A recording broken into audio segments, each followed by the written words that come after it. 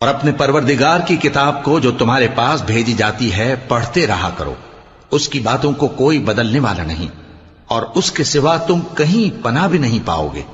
اور جو لوگ صبح و شام اپنے پروردگار کو پکارتے اور اس کی خوشنودی کے طالب ہیں، ان کے ساتھ صبر کرتے رہو، اور تمہاری نگاہیں ان میں سے گزر کر اور طرف نہ دوڑیں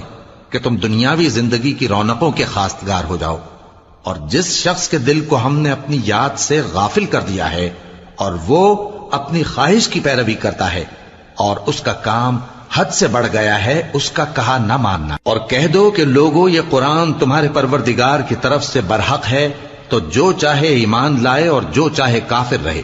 ہم نے ظالموں کے لیے دوزخ کی آگ تیار کر رکھی ہے جس کی قناتیں ان کو گھیر رہی ہوں گی، اور اگر فریاد کریں گے تو ایسے کھولتے ہوئے پانی سے ان کی داد رسی کی جائے گی جو پگھلے ہوئے تانبے کی طرح گرم ہوگا اور جو ان کے چہروں کو بھون ڈالے گا۔